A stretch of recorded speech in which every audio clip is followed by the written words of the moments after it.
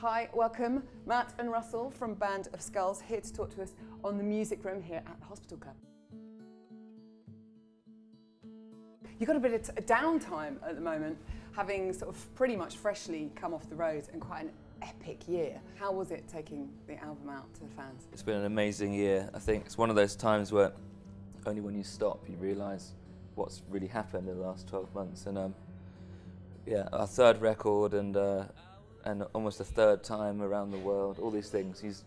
What used to be kind of amazing has become more amazing by becoming normal. Do you mess around with your set list, sort of mood dependent, or is it pretty much, you pretty much know where you're going when you're touring at the moment? Do you change it up? Do you have days when you think, come on, I want to play Bruises, you know, let's play?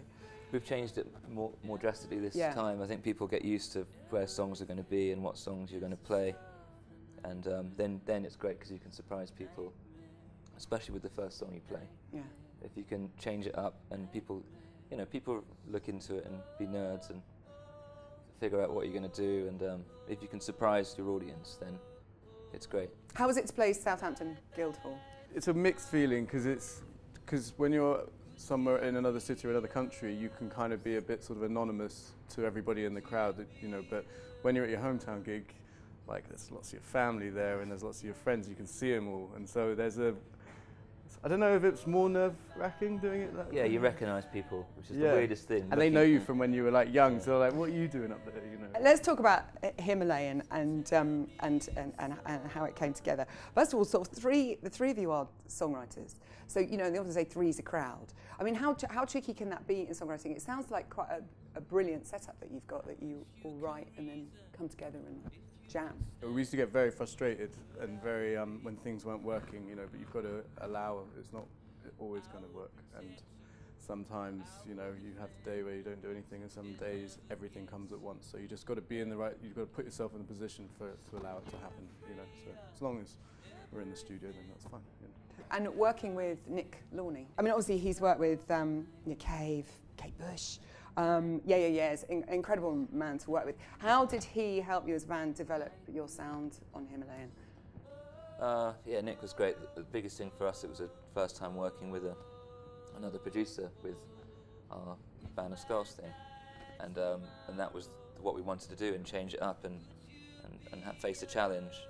And Nick seemed like the natural choice, like because he'd mixed Sweet Sour, and every producer brings their own way of working, and you don't really know until the first day. So he organised to meet up, and he came over to London with his engineer, and we just started, and it was great. We did Asleep at the Wheel, I think was the first one we did in London, and he's a very spontaneous and impulsive producer. Tell me about Nightmares. Yeah, Nightmares is a song that I remember we did it on it was Easter the year before we made the record, and Matt came in with this riff on a guitar, which is a common beginning of songs, and we carried on working on this song, and it just felt very different to anything we'd done before. And we've done lots of different versions, but the acoustic version really feels still where the song is, and we've actually done a couple of like a string quartet type shows, one in Hollywood and one in London, and that's where that song lives really. And that song being quieter, really, the song really comes out. You do create, as a band, you do create an incredible live sound on all your albums, and that is obviously really important to you, because I guess it is the sound of Band of Skulls. So, you know, how much technology do you embrace, and how much has things changed, and how much is it just from the instruments? Oh, we're kind of halfway. Okay. I think to be super purist now is quite expensive, really, isn't it? And sometimes we're not all together, so we'll be emailing ideas between us. So even then, if you start at that point, you're starting to not be completely traditional. But when it comes down to it, it is electric guitars and drums. And you know, and if you can perform, I think if you can perform songs with some simple instruments, it really makes it, you know, it's energy. I think kids don't realise how loud a band's going to be now as well. Like, come and you see people like young kids with their fingers in their ears, and that's a great response. What is it about female bass players? I know when Emma first came into your life, she didn't even play the bass in the beginning, when she first met you. We conned her into it really, you know, it's like, we were playing guitar and drums at the time. We thought it'd be great to get a bass player. And so Emma was writing songs already and playing the guitar, so we didn't need another guitar player. So we just said, play the bass, we've got a gig next week. And it worked, and I think, you know, really for us having male and female vocals is like two different instruments for us, so we can write in a wider spectrum. Also, Emma obviously studied fine art, and so you have, you know, of sorts an in-house artist. Can you tell me about the artwork on Himalayan? Is it true that you put it through a computer and looked at the sound waves and saw what kind of images that? Someone put it's the song Himalayan. Yeah.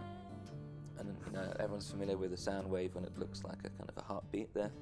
But there's some very clever chaps kind of made it into a 3D image, and then made it gold and chrome, and they gave us a bunch of options, but one of them just looked like a record cover, and it spoke like the other ones did, and this record is a little bit more I don't know. It's got a harder edge to it, so more metallic and a bit more.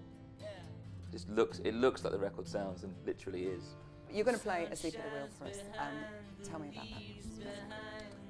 It was the first thing we wrote after coming off the tour for Sweet Sour, and it felt like the bridge between the two records. It was sort of a sound.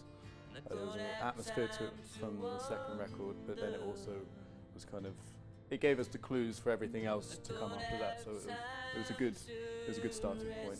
Let's talk about the sound of this record compared to the first two, and how that sound has changed, and you know, sort of how do you feel that it's changed on this record, and what's that sound become?